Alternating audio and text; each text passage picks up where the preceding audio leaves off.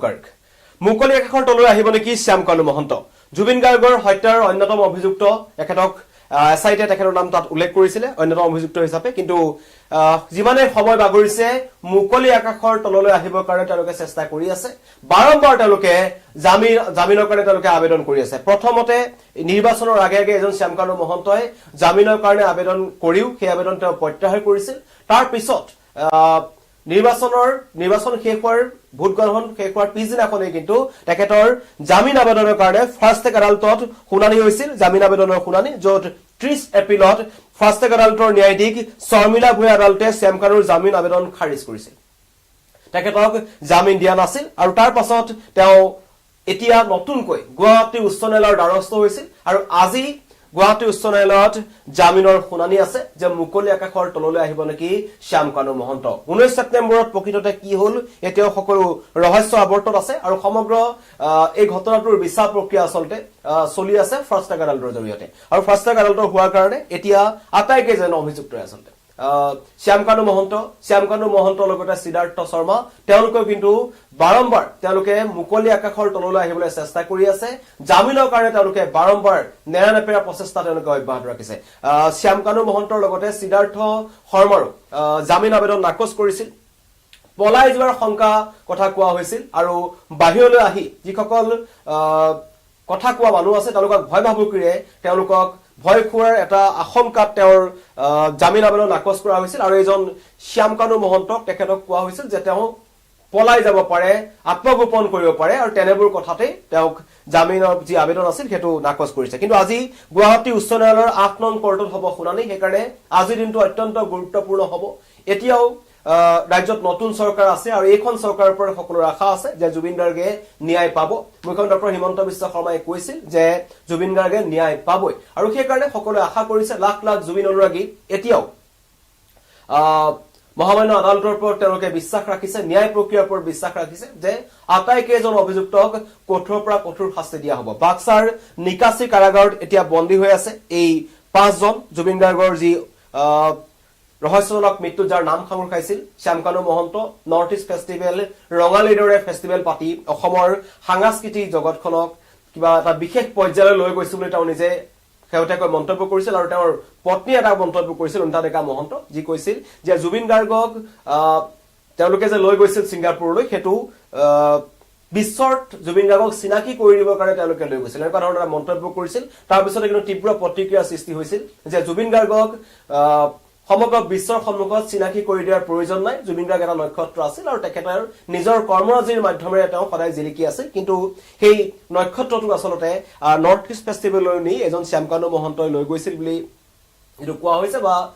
যেটো পৰিয়ালে কৈছে জুবিন গাৰ্গৰ পৰিয়ালে কৈছে নৰ্থ ইষ্ট ফেষ্টিভেলত যোগদান কৰিবলৈ তেওঁ তালৈ গৈছিল জুবিন গাৰ্গৰ যাবলৈ মন নাছিল হেতু এটা প্ৰসংগ উত্থাপন হৈছে আৰু তাৰ পিছত কিন্তু শ্যামকানু মহন্তৰ পত্নী এটা কথা কৈছিল যে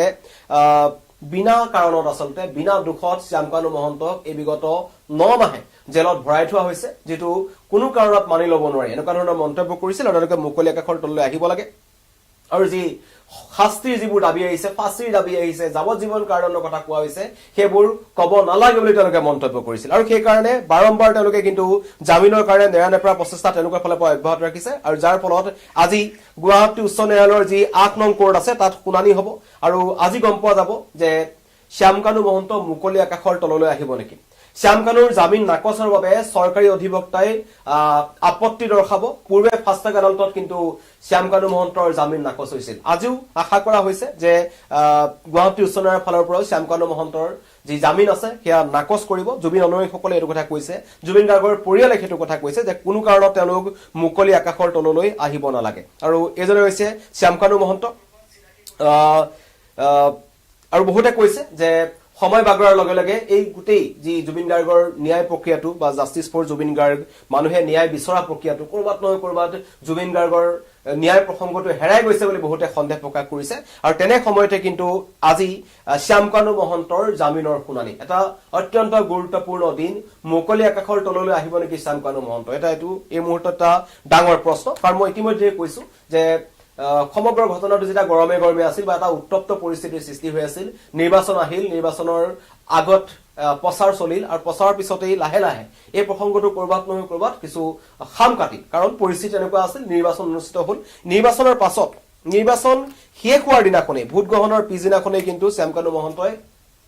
জামিনৰ কাৰণে পুনৰবাৰ আবেদন কৰিলে তাৰ আগতে কিন্তু তেওঁ এবাৰ জামিনৰ কাৰণে আবেদন কৰিও কিন্তু তেওঁ নিজে উঠাই লৈছিল প্ৰত্যাহাৰ কৰিছিল কিন্তু ভোট গ্ৰহণৰ হৈ যোৱাৰ পিছদিনাখনে পুনৰ তেওঁলোকে জামিন আবেদনৰ কাৰণে ফাষ্ট ট্ৰেক আদালতত তেওঁলোকে